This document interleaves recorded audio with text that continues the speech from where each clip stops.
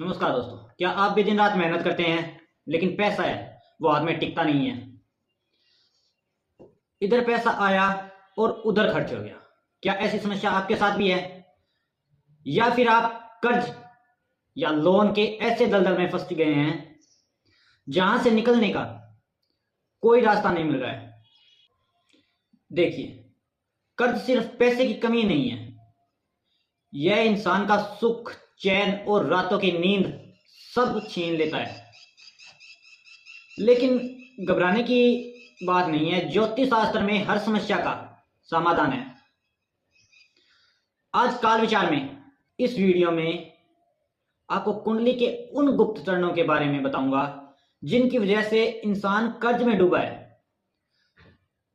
और वीडियो के अंत में आपको तांबे के लोटे का रामबाण उपाय बताऊंगा, जिससे अगर आप सही तरीके से काम में लें या सही तरीके से उपाय को करें तो यकीन मानिए धन आने के रास्ते खुलेंगे और कर्ज की जो जंजीरें हैं वो भी टूटेगी। तो चलिए शुरू करते हैं। आज आपके कर्ज की समस्या का हम निपटारण करते हैं। सबसे पहले हम समझते हैं कि आखिर हम कर्ज में फंसते क्यों हैं। कुंडली में इसके मुख्य जो जिम्मेदार कौन है? छठा भाव या सिक्स्थ हाउस कह सकते हैं। हमारी कुंडली का छठा भाव ऋण यानी कर्ज का होता है। अगर कोई पाप ग्रह बैठा है छठे भाव में या यह भाव है वो कमजोर है तो इंसान जो है वो ना चाहते हुए भी कर्ज लेता है। मंगल देव है, वो ज्योतिष में कर्ज का कारक माना जाते हैं। मंगल यदि आपकी कुंडली में खराब है तो कर्ज उतरना बहुत मुश्किल हो जाता है। शनिदेव जो कर्म फलदाता है, अगर शनि भी आपकी कुंडली में खराब है तो पैसा फंस जाता है, बिजनेस नहीं चलता और मजबूरी में उधार लेना पड़ता है। क्या ऐसा आपके साथ भी होता है? लेकिन दोस्तों, ग्रह अगर समस्या देता है तो ग्रह जो है वो समाधान भी देता है। अब नोट कीजिए उपाय। 3 उपायों से हम आपकी किस्मत बदल सकते हैं। अगर आपने वीडियो पूरा देख लिया तो आप अपने कर्जे से मुक्त हो सकते हैं। उपाय नंबर 1, मंगलवार का नियम। अगर आप पर कर्ज बहुत ज्यादा है और एक नियम गांठ बांध लीजिए, मंगलवार के दिन न तो किसी से कर्ज लें और न ही किसी को उधार में पैसे दें। कोशिश करें कि कर्ज की पहली किस्त आप मंगलवार को ही जमा कर दें। अगर आपका कर्ज लिया हुआ है तो उसकी जो पहली किस्त है वो मंगलवार को ही जमा कर दें। इससे आपका जो कर्जा है वो बहुत जल्दी उतरेगा।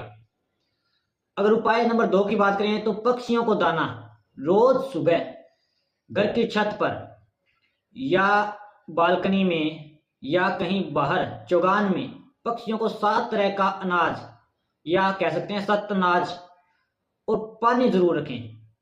जैसे जैसे पक्षी वो दाना चुगेंगे वैसे वैसे आपका जो कर्ज का बोझ है वो धीरे धीरे हल्का होता जाएगा।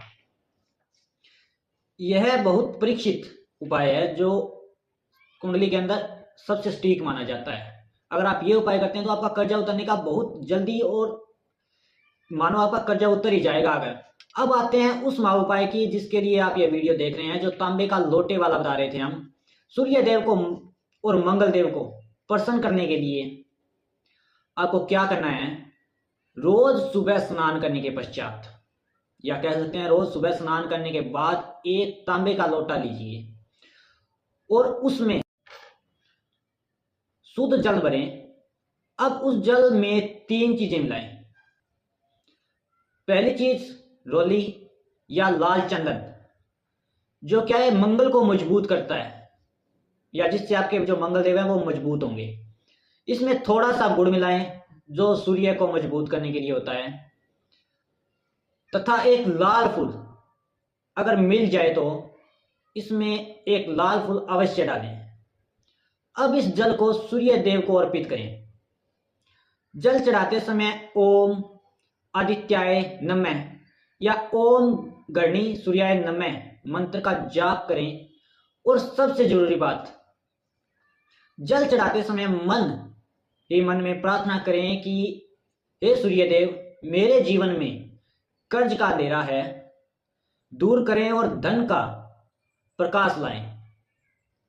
लगभग या लगातार 43 दिनों तक आप ये उपाय करेंगे तो देखिए आपको अपने आत्मविश्वास और धन के आगमन में फंसे फर्क जरूर दिखेंगे। जो आपका कर्जा है वो धीरे धीरे उतरने लग जाएगा, आप मजबूती महसूस करेंगे। और अगर आप जानना चाहते हैं कि कुंडली में धन योग है या नहीं, तो नीचे कमेंट में जय श्री राम जरूर लिखें, मैं करूंगा आपका रिप्लाई और आपको बताऊंगा कि आपकी कुंडली में धन योग है या नहीं। जानकारी काम की लगी हो तो काल विचार को जरूर सब्सक्राइब करें और लाइक जरूर करें, क्योंकि हम बैठे हैं आपके एक लाइक के लिए। ऐसे ही नए नए उपाय आपको बताते रहेंगे, आपको कुंडली विश्लेषण सिखाते रहेंगे। धन्यवाद। हर हर महादेव। मिलता हूँ आपसे अगली वीडियो में एक और नक्षत्र या एक और नए नक्षत्र की जानकारी के साथ। तब तक के लिए नमस्कार। हमारी 27 नक्षत्रों की सीरीज चल रही है, उसे भी अवश्य देखें। Thank you so much. Her her Mahadev.